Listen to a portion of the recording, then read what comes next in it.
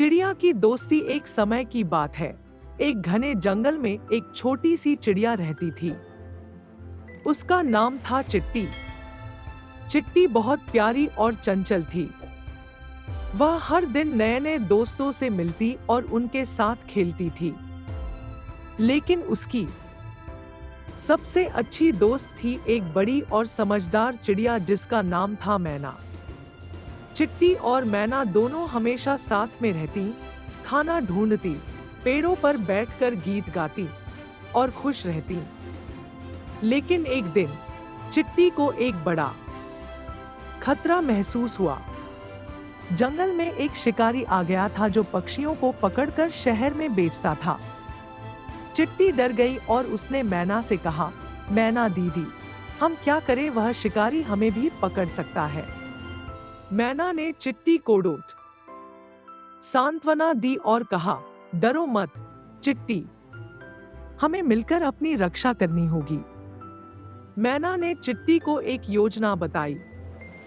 उसने कहा, हम अपने सभी दोस्तों को इकट्ठा करेंगे और मिलकर उस शिकारी को भगाएंगे। चिट्टी ने मैना की बात मानी और दोनों ने जंगल के सभी पक्षियों को बुला लिया। सबने मिलकर शिकारी के जाल को काटा और उसकी बंदूक छुपा दी।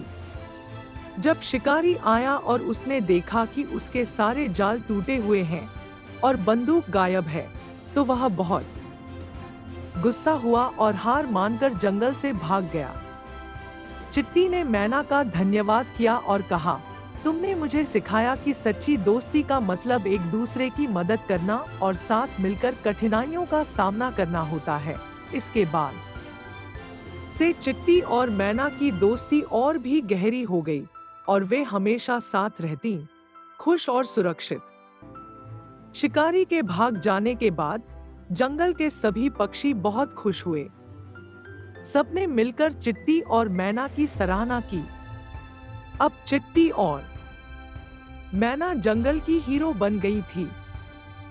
उन्होंने बाकी पक्षियों को समझाया कि अगर हम सभी एकजुट होकर रहें, तो कोई भी खतरा हमें नुकसान नहीं पहुंचा सकता। दिन बीतते गए और चिट्टी और मैना की दोस्ती और मजबूत होती गई। वे हर सुबह सूरज की पहली किरण के साथ उड़ान भरतीं और नए नए इलाकों की सैर करतीं। एक दिन जब वे एक खूबसूरत झील के किनारे बैठी थी, चिट्टी ने कहा, मैना दीदी, अब जब शिकारी चला गया है, तो क्या हमें किसी और खतरे से डरने की जरूरत है? मैना ने हंसकर कहा, डरने की जरूरत नहीं चिट्टी, लेकिन हमें हमेशा सतर्क रहना चाहिए। जीवन में चुनौतियां कभी खत्म नहीं होती, लेकिन अगर हम बुद्धिमानी से काम लें और एक दूसरे का साथ दें, तो हम हर मुश्किल को पार कर सकते हैं। उसी शाम जब वे अपने घर लौट रही थी, तो उन्होंने देखा कि जंगल में एक नया पक्षी आया है। उसका नाम था टोपी। टोपी बहुत अकेला और डरा हुआ था क्योंकि वह एक नई जगह पर आया था और उसे किसी की मदद की जरूरत थी। चिट्टी और मैना ने तुरंत फैसला किया कि वे टोपी की मदद करेंगी। उन्होंने टोपी को अपने साथ ले लिया और उसे जंगल के सभी पक्षियों से मिलवाया। धीरे धीरे टोपी भी चिट्टी और मैना का अच्छा दोस्त बन गया। अब तीनों दोस्त साथ में रहते थे और अपनी दोस्ती का आनंद उठाते थे। उन्होंने मिलकर जंगल में कई और कठिनाइयों का सामना किया, लेकिन हर बार उनकी दोस्ती और एकता ने उन्हें जीत दिलाई।